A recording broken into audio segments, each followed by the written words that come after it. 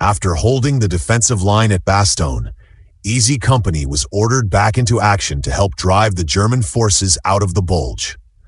The men studied their map and retraced the route they had taken earlier that morning, attempting to identify a logging road that would lead them towards their objective.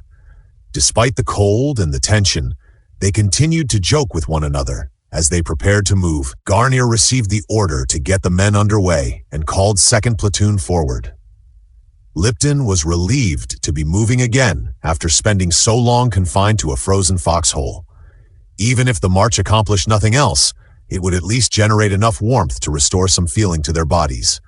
As the company advanced, the men spread out and maintained space between one another. Their assignment was to clear the Bois Jacques, the wooded area near the village of Foy, in preparation for the assault on the village that everyone knew would eventually come. Moving approximately 1,000 yards through the woods, the company encountered bursts of German machine gun fire and suffered 2 casualties. Apart from that brief resistance, however, the advance was relatively uneventful. The most dramatic incident occurred when Hubler spotted a German officer riding through the woods on horseback. He shouted for the man to stop, but the officer continued moving. Hubler opened fire and knocked him from the saddle. He then approached the fallen German and claimed the Luger pistol he was carrying. Hubler had wanted a Luger ever since the company landed in Normandy. Once the men began digging defensive positions, he excitedly moved between their foxholes, showing off the weapon and recounting how he had obtained it. He described the German officer falling from his horse like a heavy sack and proudly congratulated himself on the accuracy of his shooting. The others teased him about his lack of modesty.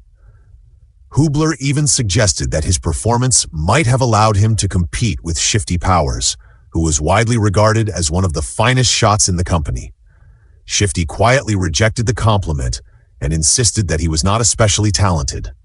According to him, his father had been the truly exceptional marksman and could hit almost anything he aimed at. The men wondered what the German officer had been doing alone in the woods. Lipton believed he might have been conducting reconnaissance and had probably assumed that the sound of a horse would not attract much attention.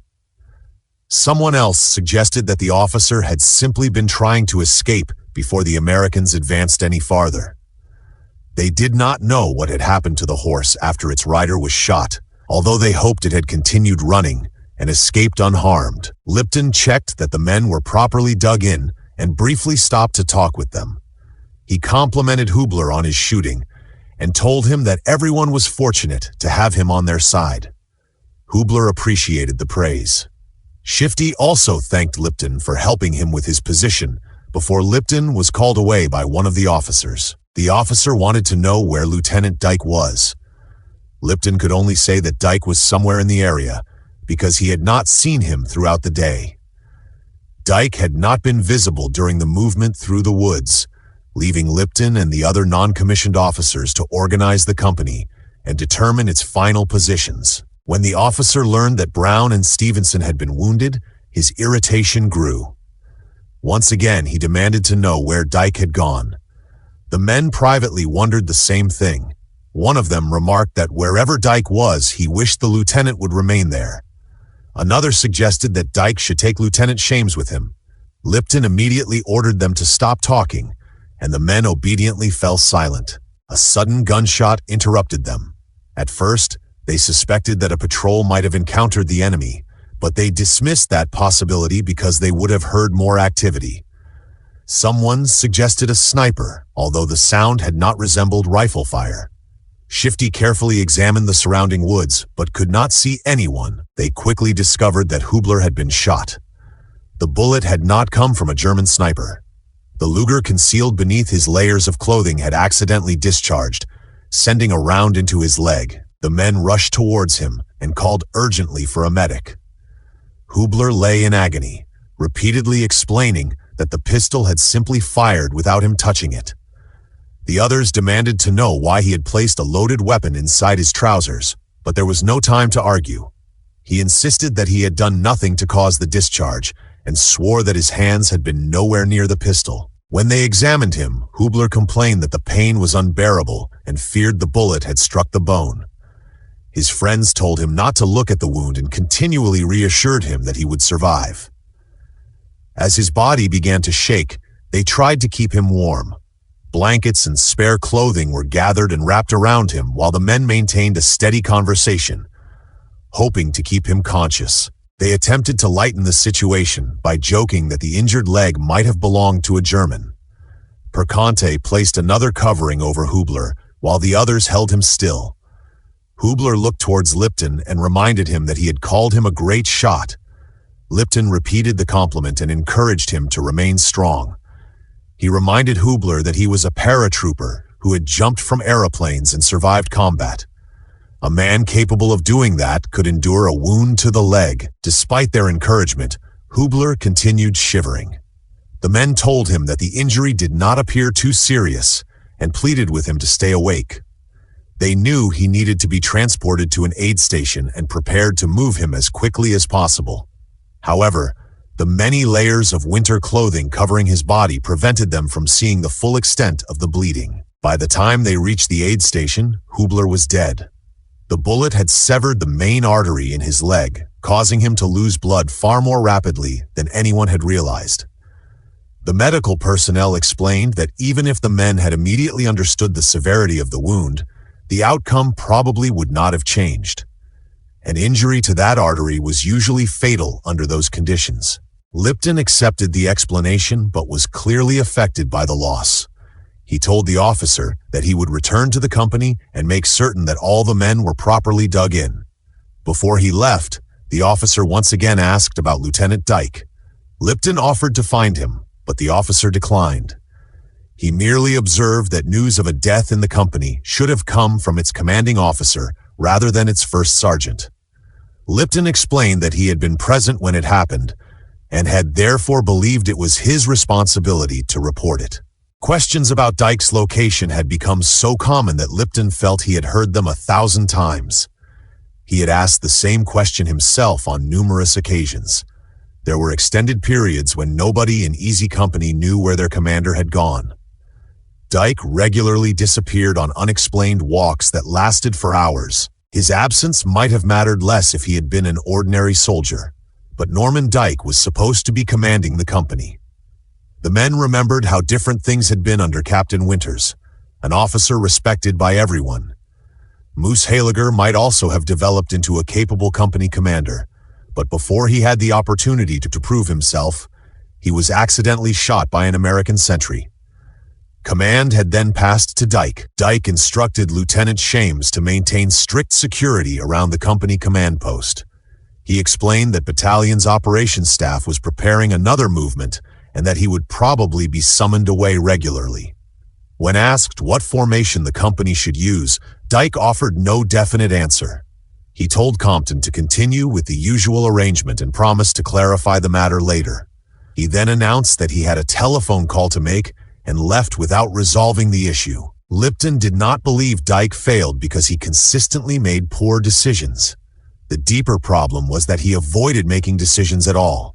Whenever the company needed firm direction, he was absent, evasive, or unwilling to commit himself. The men understood that Dike was favored by someone at divisional headquarters.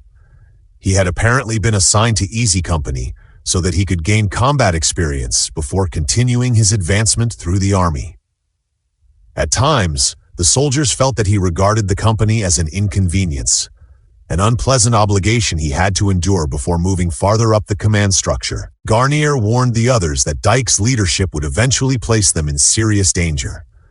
Some of the men replied that the company had managed reasonably well precisely because Dike was rarely present. Guarnere reminded them that their current situation would not last. The village of Foy lay directly below them, occupied by German infantry and supported by tanks. Sooner or later, the Americans would be ordered to capture it, and Easy Company would almost certainly be sent forward to do the fighting. His concern was not that the men lacked courage or experience. He feared they would be required to attack a defended village under a company commander who appeared incapable of understanding the situation around him. The men had performed adequately so far, but an assault on Foy would demand immediate decisions and decisive leadership. When Lipton approached, He found Muck and the others sitting in the cold, complaining about their circumstances and sarcastically praising Dike. Rather than openly joining their criticism, Lipton tried to consider the difficulty from Dike's perspective. He observed that any replacement officer would struggle after being placed in charge of men who had served together for 2 years and fought side by side since Normandy. An unfamiliar officer was expected to arrive, earn their trust, and lead them in combat almost immediately. Lipton understood how difficult that task must have been, even though Dike had so far shown little ability to accomplish it. Lipton wondered how any replacement officer could realistically expect to earn the respect of Easy Company. The men were among the toughest, most disciplined, and most dedicated soldiers in the European theater. They had trained together, parachuted into Normandy, and endured months of combat alongside one another. Lipton joked that a new officer might have to march all the way to Berlin and return carrying Hitler's mustache before men like these would be impressed. He assured them that they should not worry about Dike. If everyone continued performing his own duties, he claimed, the company would be all right. The men accepted his reassurance and returned to their positions, although Lipton was not certain he believed his own words. As first sergeant, however, he had a responsibility to preserve the company's unity and confidence. He was not attempting to shield Dike from criticism. He was trying to protect Easy Company from the damage that open contempt for its commander could cause. Winters and Nixon discussed the problem privately. Nixon dismissed Dike as another wealthy, arrogant Yale graduate, but Winters knew that personal dislike and an uneasy feeling would not persuade divisional headquarters to replace him. Even if permission were granted, there was no obvious successor. Lieutenant Shames was too aggressive in his manner. He appeared to believe that leadership consisted largely of shouting at soldiers and berating them whenever they made a mistake. Peacock worked hard and meant well, but Winters did not consider him capable of leading men into battle. He was reluctant to leave Peacock in command of a platoon, much less promote him to command the entire company.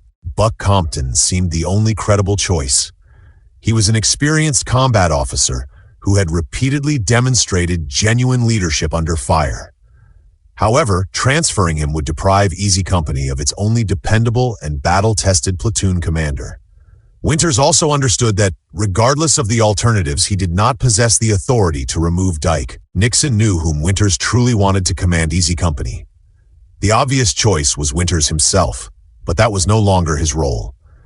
He had moved up to battalion and could not simply return to his former position. The officers agreed that Compton would have been the best available replacement if Dike could have been removed. Yet Buck was no longer quite the same man he had been before being wounded in Holland. He had become more serious and tightly wound, as though the strain of combat remained trapped inside him. News of Hubler's death affected him deeply. He could scarcely believe that Hubler had carried a loaded Luger inside his trousers. Buck warned Guarnere and the others never to do anything similarly reckless. He had invested too much time turning them into useful soldiers to watch them remove themselves from the war through a foolish accident. Guarnere joked that if he got himself killed, Buck would probably kill him again. Buck agreed that even death would not protect him. After Buck left to inspect the other positions, Muck remarked that he reminded him of a man called Crazy Joe McCloskey, who used to stand outside a neighborhood establishment and stare silently at people. Guarnere knew the man and pointed out that he had been genuinely unstable. Muck denied that he was accusing Buck of madness, but he could not easily explain the comparison. Buck seemed tense, like a spring wound so tightly that it might suddenly break. Guarnere defended him. He believed the hospital had affected Buck more than the wound itself. Having experienced military hospitals, Guarnere understood how bleak and demoralizing they could be. Once Buck returned to his feet and resumed moving among the men, Guarnere thought he had become his old self again. He insisted that Compton was fine. The men then reflected humorously on Buck's warning against doing anything stupid. They were paratroopers who had volunteered to jump from perfectly serviceable aeroplanes, making them poorly qualified to lecture one another about sensible behavior. Muck recalled that he had once swum across the Niagara River to win a bet. He clarified that he had crossed the river 10 miles above the falls rather than plunging over them in a barrel. The current had carried him approximately 2 miles downstream, but he had eventually reached the opposite bank. Muck had not considered the feat particularly foolish, although his mother, his sister Ruth, and Faye Tanner had strongly disagreed. His friends sided with the women and affectionately called him an idiot. Dike later approached Lipton and mentioned hearing about Hubler's death. He noticed the captured Luger and asked what Lipton intended to do with it. Lipton had not yet decided. For once, Dike attempted to learn something about his first sergeant. He asked where Lipton had grown up and what work he had done before the war. Lipton explained that he came from Huntington, West Virginia, where he and his brother had helped their mother operate a boarding house. His father had died in an automobile accident when Lipton was 10 years old. Dike asked why he had joined the paratroopers. Lipton recalled reading an article about them in Life magazine. It described the severity of their training and claimed that only the best men could succeed. Lipton had wanted to fight alongside the best, and that desire had led him to volunteer. When Dike asked whether he missed Huntington, Lipton admitted that he tried not to think about home very often. Before he could ask where Dike came from, a soldier arrived carrying a message from Division and interrupted them. The message was delivered to Nixon and Winters. It announced that Division intended to select one officer from each regiment that had participated in the defense of Bastogne and send him to the United States for 30 days. The chosen officers would appear at public events and help promote the sale of war bonds. Nixon had been selected from the 506th. Winters congratulated him, but could not understand how Nixon's departure would help solve Easy Company's leadership problem. Nixon explained that he had no intention of accepting the furlough. He had already spent most of his life in the United States and had come to Europe only to discover that a war was taking place. Since the opportunity would be wasted on him, he suggested transferring it to an officer who genuinely wanted to return home. Lieutenant Peacock was selected. The men enthusiastically congratulated him and assured him that nobody deserved the opportunity more. Their exaggerated warmth made it clear that they were equally delighted to see him leave. They cheered his departure and hurried him on his way before anyone could reconsider the decision. As the company prepared for future operations, the Army's publicity teams attempted to gather optimistic material for people at home. Soldiers were reminded to smile whenever cameras appeared, supposedly to preserve civilian morale. The men had little idea why anyone believed photographs of smiling troops would make a meaningful difference. Winters and Nixon concentrated on the situation in Foy. Intelligence indicated that at least one company of German Panzer Grenadiers was entrenched in the village. The Germans also possessed at least one 88mm gun, although its exact position had not been identified. Reports from the previous night placed 3 Tiger tanks in the area. A reporter tried to question Joe Toye about his feelings concerning General Patton's relief of Bastogne. Toye replied that he might have felt pleased if the airborne troops had actually required rescuing. As far as he was concerned, they had never needed Patton to save them. Winters did not object to the sentiment, though he drew Toye away from the reporter before the interview deteriorated. Toye wanted permission to return to the line. Winters advised him to remain at the aid station until his arm healed, but Toye insisted that he wanted to rejoin his friends. Winters allowed him to go. Toye had spent 3 days at the aid station, and everyone welcomed him back, particularly Guarnere. Their greeting was warm but immediately disguised beneath familiar insults. Toye claimed he had returned to make certain Guarnere was managing properly. Guarnere assured him that he was doing extremely well and boasted that he had even tied his own boots once during the previous week. The others gathered around Toye and welcomed him back. When Toye failed to recognize one of the new men, the replacement introduced himself as Webb. Toye sarcastically pretended that Webb might instead have been an old friend whose face he had somehow forgotten.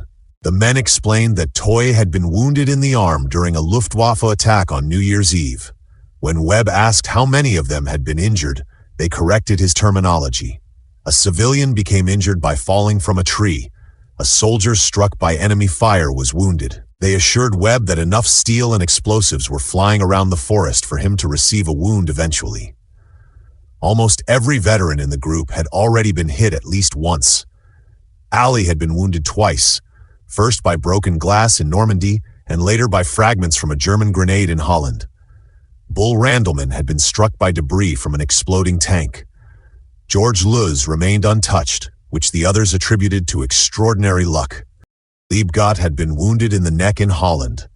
Popeye had been shot in the backside in Normandy, while Compton had suffered a similar wound in Holland. The men joked that being shot in that particular area had become an easy company tradition. Even Lipton had been hit by fragments from a tank shell at Carentan. One piece struck his face, while another nearly caused a far more personal injury. When Guarnere asked how the threatened part of his anatomy was functioning, Lipton calmly assured him that everything remained in good condition and thanked him for his concern. On the afternoon of January 3rd, most of Easy Company returned to its former positions in the woods overlooking Foy. A small group remained behind in the Bois Jacques, attached to D Company and responsible for holding the main defensive line. The departing soldiers warned those staying behind to be careful, particularly if someone offered them a cigarette.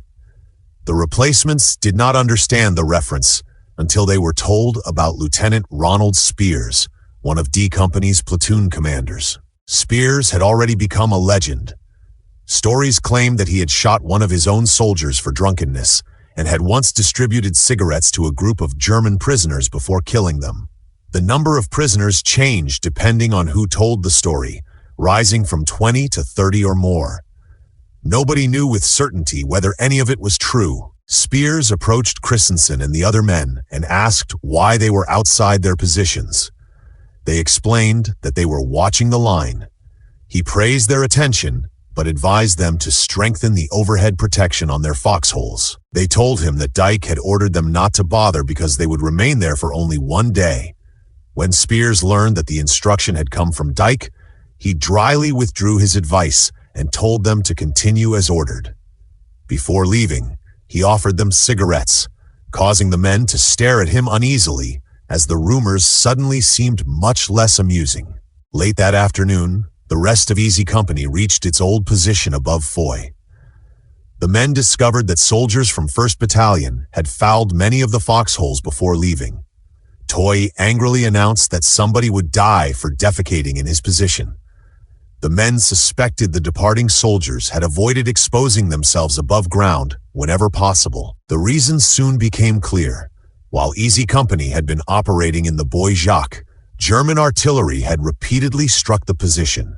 Broken branches and shattered treetops revealed the effects of airbursts throughout the woods. The evidence immediately sharpened everyone's attention. The men enforced strict control of light and noise as they approached the line. From the edge of the forest, Lipton could see German soldiers moving around Foy.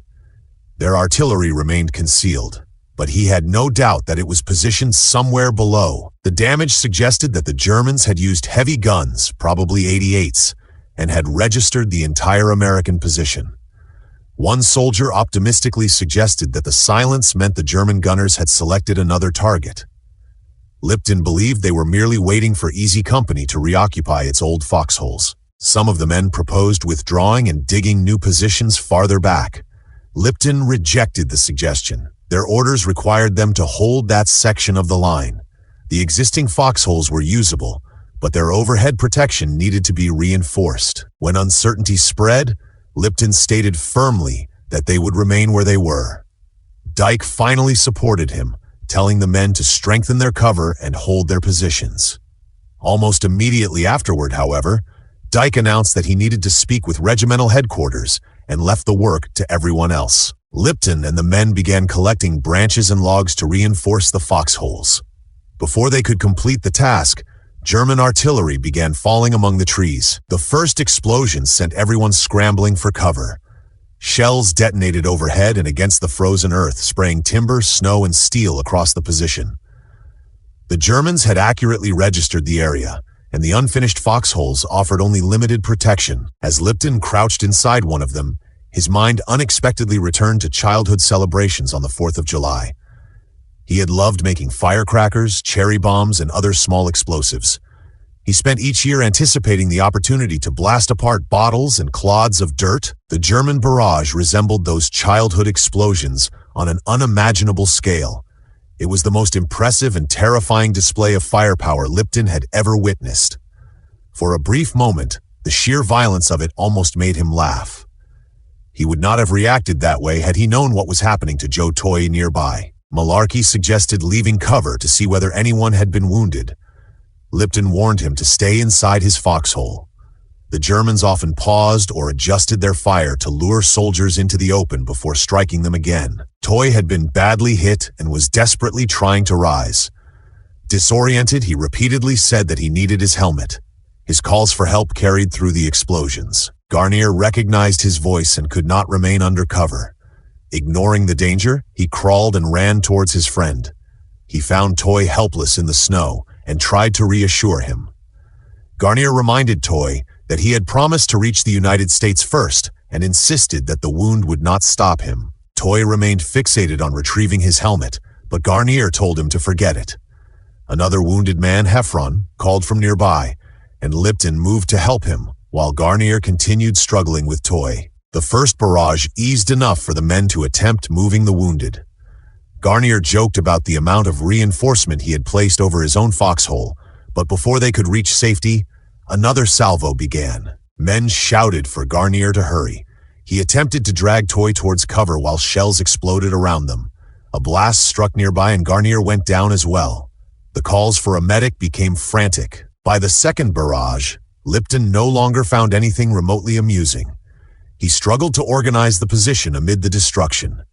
Dike appeared briefly and instructed him to take control while he went to obtain assistance. The lieutenant then disappeared, leaving the men astonished that their commander was abandoning the line during the crisis. Lipton ordered someone to contact battalion and notify the battalion aid station. He warned everyone to remain prepared in case the barrage concealed a German infantry attack. Moving among the positions, he checked on the soldiers and tried to keep them focused. Popeye assured him that he remained completely prepared to kill Germans. Lipton then assisted the medics, applying pressure and helping wherever directed. Guarnere remained capable of joking despite the severity of his injuries. He asked what a man had to do to get killed in that place. The medics decided he would be evacuated first. As they moved him, Guarnere reminded Toye that he had promised to beat him back to America. Lipton asked Luz about Compton. Luz replied that Buck was physically unharmed, but his expression made it clear that something was wrong. He urged Lipton to speak with him immediately. Some men later believed Buck had changed after being wounded in Holland. Lipton thought the decisive moment came when Buck saw Toye and Guarnere mutilated in the snow. Official reports stated that Compton had been removed from the line because of trench foot. The paperwork said nothing about the psychological effect of seeing two close friends destroyed. Buck had been an exceptional combat leader. He had been wounded in Normandy and again in Holland. He earned the Silver Star for his role in destroying the German artillery battery on D-Day and had repeatedly endured everything the enemy could throw at him. After the shelling, someone attempted to distract him by reading a cheerful letter about UCLA football and the Rose Bowl. The familiar words could not reach him. After surviving so much himself, Buck could no longer withstand the sight of Toye and Guarnere lying broken in the snow. None of the men thought less of him for reaching his limit. With Compton removed from the line, Easy Company lost its only obvious alternative to Dike. The men remained trapped under a commander they did not trust, and Dike once again disappeared on one of his unexplained walks. Easy Company subsequently cleared the woods east of Foy. Several days later, it joined the remainder of the 506th in clearing the woods to the west. German resistance there was limited. Around the foxholes, Luz entertained the men with an imitation of Dike during the artillery barrage. He reenacted the lieutenant arriving without his helmet or equipment, ordering Lipton to organize everything and then departing to seek help. Luz added that Dike probably needed time to polish his insignia. The impression drew laughter, but Lipton later spoke to him privately. He admitted that the imitation was extremely accurate, then ordered Luz not to perform it again, particularly the part involving Dike's instructions to him. Ridiculing their commanding officer might provide temporary amusement, but it damaged the company's discipline and confidence. Luz understood and agreed to stop. Another artillery barrage began before the conversation could continue. Lipton and Luz rushed into the nearest foxhole. A shell landed directly on their position, but failed to explode. The shell that struck the foxhole occupied by Muck and Penkala did detonate. Both men were killed instantly. Another soldier suffered a shoulder wound, while everyone else remained under cover until the barrage ended. The difference between survival and death had been nothing more than a defective fuse. Lipton and Luz lived because their shell was a dud. Muck and Penkala died because theirs functioned exactly as designed. There was no greater explanation. That was simply how life operated on the front. Their deaths devastated Malarkey. His closest friends in easy company had been Compton, Muck, and Penkala. In less than a week, 2 were dead, and the third had been removed from combat. Lipton checked the line and learned that the remaining men were secure. Food had arrived, and the company's immediate position was stable.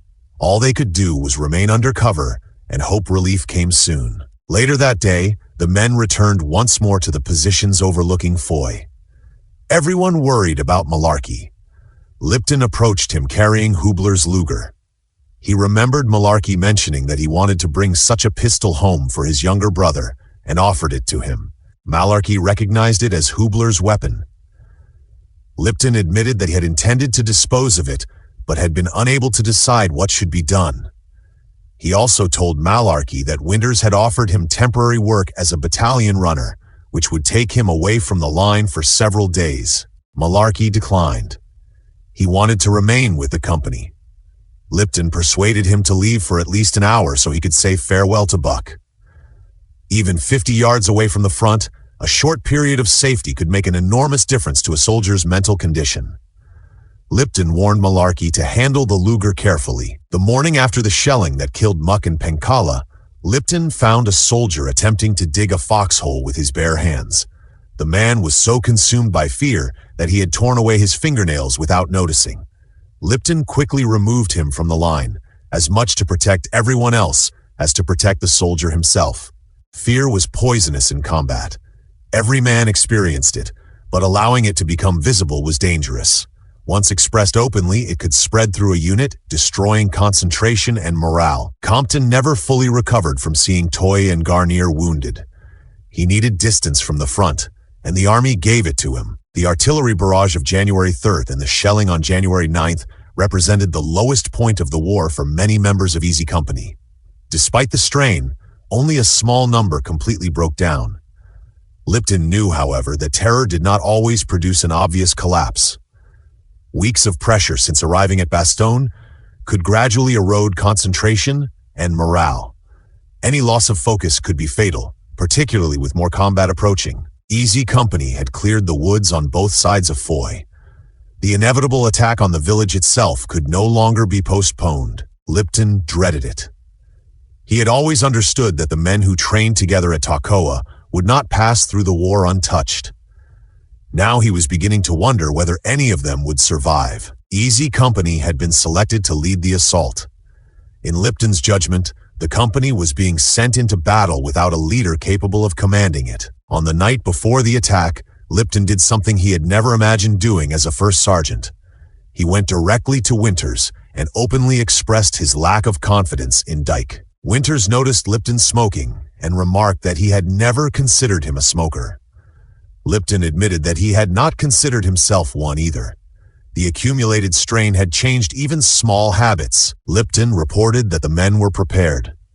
He would lead 2nd Platoon, which had become the company's weakest element, after losing Toye, Guarnere, Muck, and Penkala.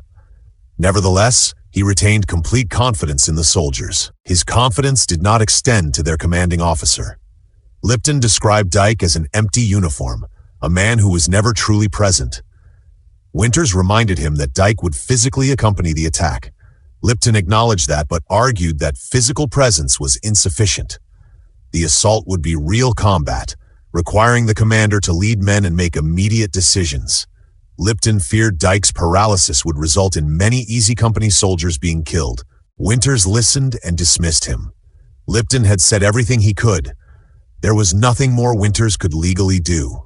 A battalion officer could not remove a well-connected company commander merely because the first sergeant distrusted him. The attack plan required Easy Company to cross approximately 1/8 of a mile of open ground before entering Foye. There was almost no cover, making speed essential. 2 light machine gun sections positioned on either flank would provide covering fire. 3rd Battalion, led by I Company, would attack from the east and distract the defenders. D Company would remain in reserve. The men needed to reach the village before German mortars and artillery could be brought down on the open field. Dike was told that the success of the assault depended on him. When covering fire began, Easy Company moved out. The paratroopers advanced rapidly across the snow while their machine guns suppressed the German positions. As the formation approached Toye, Dike began losing control. He became uncertain about the locations of his platoons and demanded to know where Foley and 1st Platoon had gone. Instead of maintaining the advance, he ordered the company to stop in the open. Men shouted that they needed to keep moving or find cover. German fire struck the exposed formation. Dike alternated between ordering soldiers forward, directing them backwards, and telling them to remain where they were. 1st Platoon became separated and pinned down. 2nd Platoon halted without understanding why. Lipton and the platoon leaders repeatedly demanded a plan, but Dike could provide none. Winters attempted to reach him by radio. Under pressure, Dike ordered Foley to take 1st Platoon around the village and attack from the rear, while the remainder of Easy Company supplied covering fire. Foley protested that this would leave his platoon isolated, but Dike repeated the order. Lipton recognized that the plan would divide the company and expose 1st Platoon without adequate support. He urged Dike to speak directly with Winters. German fire continued striking the Americans. Men rushed towards a stable and other scattered pieces of cover. Penkala was shot in the backside, while several others became casualties. The company remained trapped in the open, unable to advance or withdraw effectively. Winters could see the disaster developing. He instinctively began running towards Easy Company to take personal command, but Colonel Sink stopped him. Winters was now the battalion commander and could not abandon that responsibility to lead a single company. Forced to remain behind, Winters summoned Speirs. He ordered him to cross the open field, relieve Dike, and take command of the attack. Speirs ran through enemy fire and reached the stalled company. He immediately announced that he was taking over and asked Lipton for a clear assessment. Lipton explained that most of Easy Company was scattered across the field. 1st Platoon had attempted to move around Toye, but was stretched out and pinned down by a sniper positioned near a building with a collapsed roof. Speirs instantly made a decision. He ordered mortars and grenade launchers to destroy the sniper's building. 1st Platoon would abandon the flanking movement and attack directly into Toye.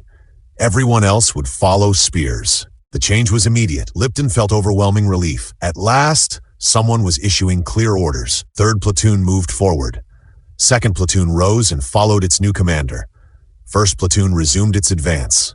The men left their inadequate cover and surged towards the village. Easy Company fought into Toye street by street. The paratroopers cleared buildings and engaged German positions at close range. Speirs maintained momentum and kept the company moving. Lipton soon spotted German armor and a large concentration of infantry. I Company was supposed to be approaching from the far side of town, but there had been no radio contact and no visual sign of it. Lipton feared the Germans would withdraw through the remaining gap if the 2 American forces failed to connect. Speirs understood immediately. He told Lipton to remain in position and then ran directly through the German-held village to find I Company. At first, the Germans did not fire. Lipton believed they were too astonished by the sight of a lone American officer running through their lines to react. Speirs reached I Company and established contact. That feat alone would have been extraordinary. What amazed the men even more was that Speirs then turned around and ran back through the enemy positions to rejoin Easy Company. Once the 2 companies connected, the German defense collapsed. The Americans captured more than 100 prisoners, and the remainder of the operation became a matter of clearing buildings and gathering captives. A German sniper continued firing from the upper floor of a building. The first shots killed Mellet, Heron, Sawasko, and Ken Webb. The men struggled to locate the shooter until someone identified a second-floor window on the right. Shifty Powers took aim. His comrades trusted his marksmanship and warned him not to miss.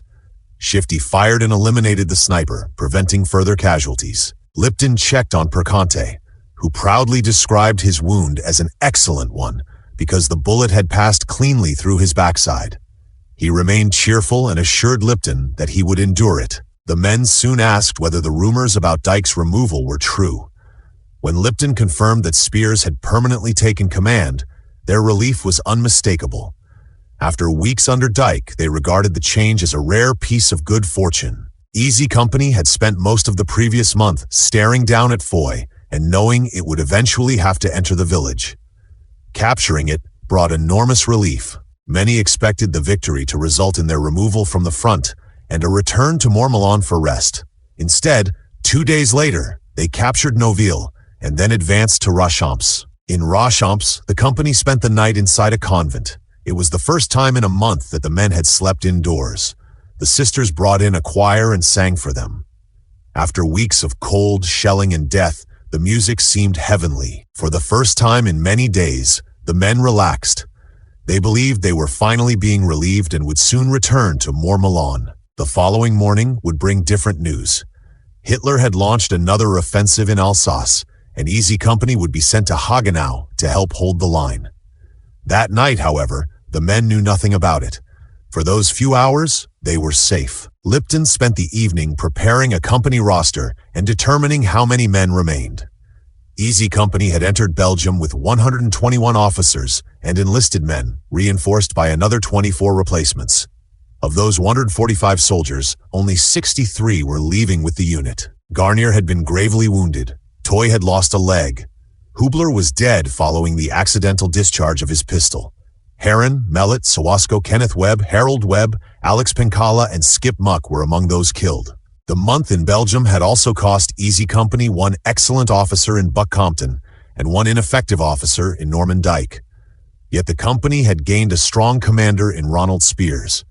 Lipton decided that, in leadership at least, they might ultimately have emerged ahead. Before returning to battalion, Speirs spoke privately with Lipton.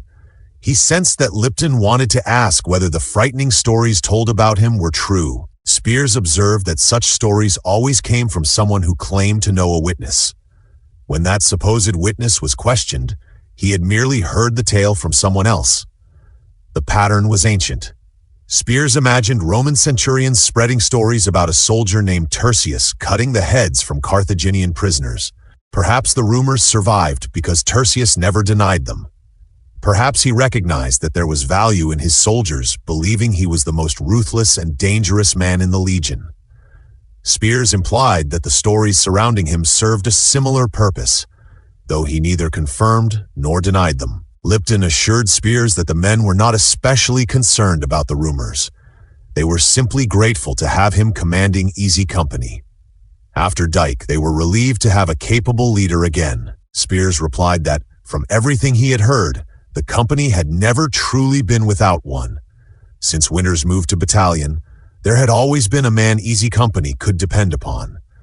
That man led them through the Bois Jacques, held them together during the artillery barrages, and maintained their morale every day. He kept them focused, gave them direction, and performed all the duties expected of an effective combat commander. Lipton did not realize that Speirs was describing him. Speirs finally stated it directly. Lipton had been Easy Company's true leader ever since Winters left command. He also informed Lipton that he would not remain first sergeant much longer. Winters had recommended him for a battlefield commission, and Colonel Sink had approved the request. The official confirmation would arrive within days. Speirs congratulated him as a lieutenant. As 1st Battalion passed nearby, the Easy Company men recognized the soldiers who had previously occupied their positions. They shouted sarcastic thanks for the mess left in their foxholes. The departing battalion cheerfully replied that it had been their pleasure and wished Easy Company an enjoyable march. Despite everything Easy Company had lost in Belgium, the men continued forward together, still exchanging the insults and jokes that had carried them from Toye through Normandy, Holland, Bastogne, and Foy.